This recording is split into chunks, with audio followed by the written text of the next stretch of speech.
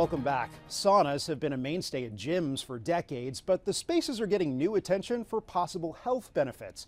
We visited a spot where many are sweating it out and explored the science behind a wellness trend. In a cold New York City winter, these barrel-like saunas at the William Vale Hotel are a hot spot.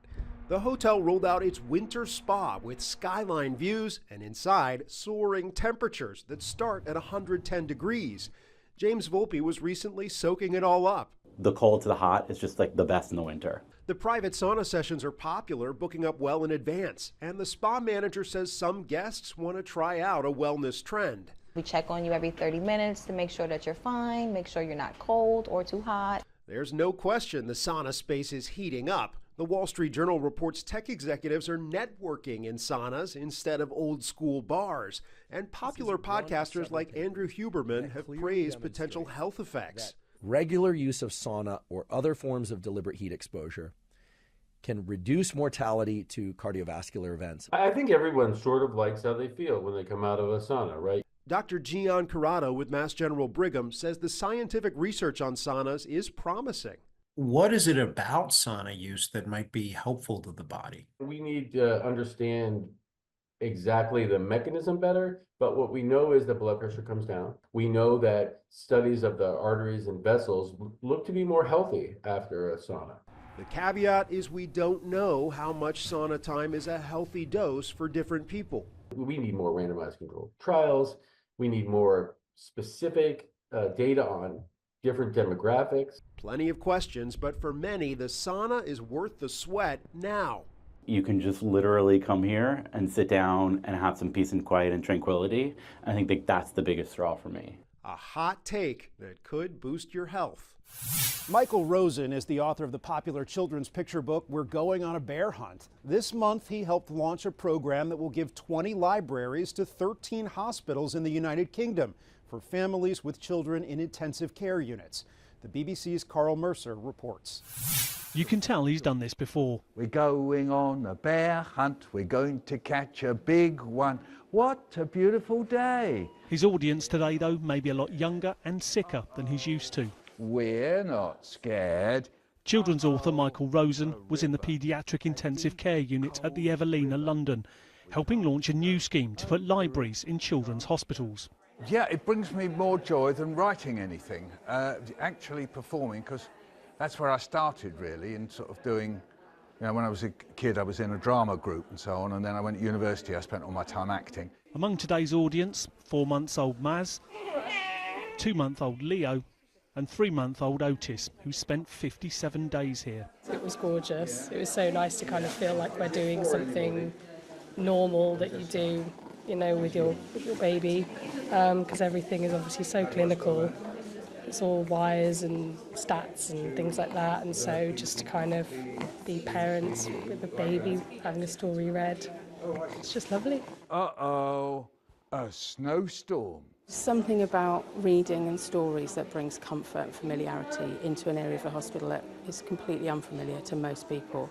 And so it really benefits the children themselves, as you say, siblings and parents, to be able to read with their children, to pick up a book that is familiar from home and to be able to read that to them, even if they're deeply asleep.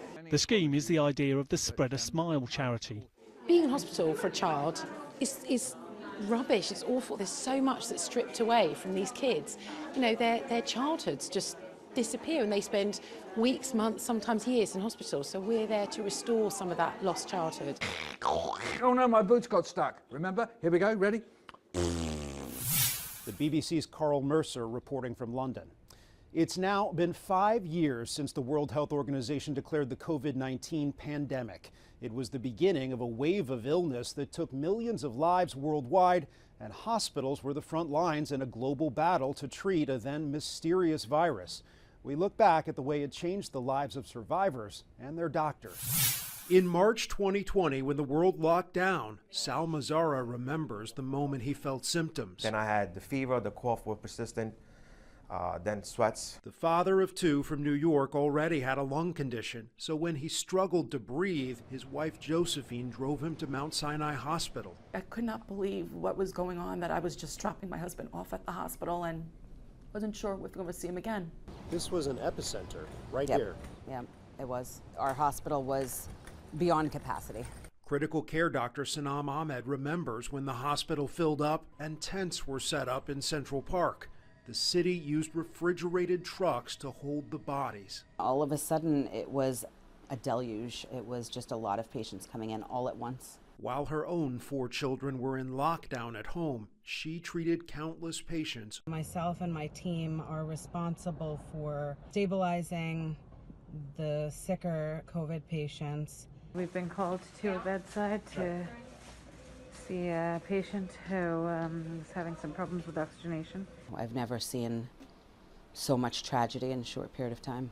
Sal spent weeks on a ventilator. He needed a tracheotomy and suffered a cardiac arrest. His family couldn't be by his side. We're probably gonna take that trach out. Dr. Ahmed was. Sal, Hi, how you feeling? I'm feeling great. Yeah? So happy. Yeah, good. Everything's coming along. Everything's looking perfect. If you had a cardiac arrest, it was extremely unlikely that you would survive, and Sal did. He had a cardiac arrest and he survived it. There's not enough money in the world, enough thanks to thank them. After 45 days, Sal left Mount Sinai to go home.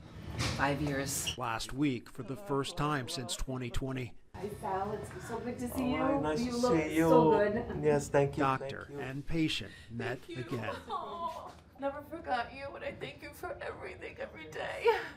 A family that will never stop saying thank you. My hero, right here. Thank you. And reminding others what it took to survive. I hope that people remember how everyone supported each other. After the break, the reason why one high school brought dogs onto campus and an advancement in brain implants thanks to AI.